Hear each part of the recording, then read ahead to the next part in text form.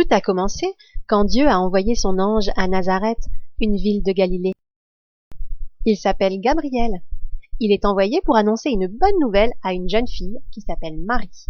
Et son fiancé s'appelle Joseph. Il entre et lui dit « Je te salue Marie, pleine de grâce. Le Seigneur est avec toi. Sois sans crainte Marie, car tu as trouvé grâce auprès de Dieu. Voici que tu auras un fils, et tu l'appelleras Jésus. Il sera appelé Fils du Très-Haut.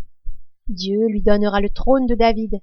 Il régnera pour toujours, et son règne n'aura pas de fin. » Marie demande « Comment cela va-t-il se faire ? L'Esprit Saint viendra sur toi. C'est pourquoi celui qui va naître sera appelé Fils de Dieu. D'ailleurs, ta cousine Élisabeth attend elle aussi un enfant, malgré sa vieillesse. Elle en est à son 6e mois, elle qu'on appelait la stérile, car rien n'est impossible à Dieu. Je suis la servante du Seigneur, que tout se passe pour moi comme tu l'as dit. Et alors, l'ange la quitte. Et donc, Marie se met en route, et elle part en Judée, chez sa cousine. La voici enfin arrivée chez Zacharie et Élisabeth. Pendant que Marie leur dit bonjour, le bébé d'Élisabeth se met à tressaillir de joie en elle, et elle est tout à coup remplie de l'Esprit Saint. Élisabeth s'écrie alors « Tu es bénie entre toutes les femmes, et le fruit de tes entrailles est béni. Comment se fait-il que la mère de mon Seigneur vienne jusqu'à moi ?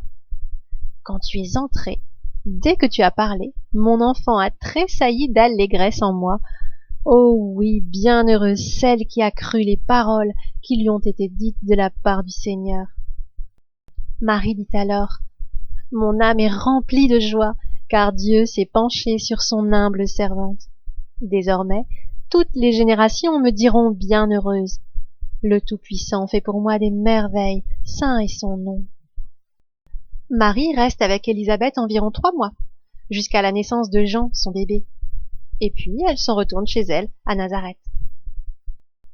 Joseph, voyant que Marie est enceinte, alors qu'ils n'ont encore jamais habité ensemble, décide de la renvoyer en secret.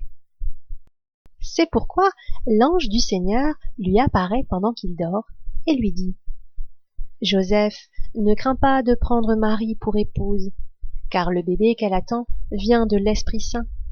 Elle aura un fils, et tu lui donneras le nom de Jésus, qui veut dire le Seigneur sauve, car c'est lui qui sauvera son peuple de ses péchés. » Quand Joseph se réveille, il décide de faire tout ce que l'ange lui a demandé. Or, quelques mois plus tard, voilà que paraît un édit de l'empereur. L'empereur Auguste ordonne de recenser tous les habitants de son empire. Chacun doit aller s'inscrire dans sa ville d'origine. Joseph, lui, est un descendant du roi David. Il lui faut donc partir de Nazareth en Galilée pour aller en Judée, à Bethléem, et se faire recenser avec Marie, son épouse qui est enceinte. Or, pendant qu'ils sont là, à Bethléem, voilà que l'enfant doit naître. C'est donc là que Marie le met au monde. Elle l'emmaillote et elle le couche dans une mangeoire, car il n'y a pas de place pour eux dans la salle commune. Dans la même région, il y a des bergers qui vivent dehors et qui passent la nuit dans les champs pour garder leurs troupeaux. Tout à coup, un ange du Seigneur se présente devant eux et leur dit « Ne craignez pas, car voici que je vous annonce une bonne nouvelle qui sera une grande joie pour tout le peuple. Aujourd'hui, dans la ville de David, vous est né un Sauveur qui est le Christ, le Seigneur. Et voici le signe qui vous est donné.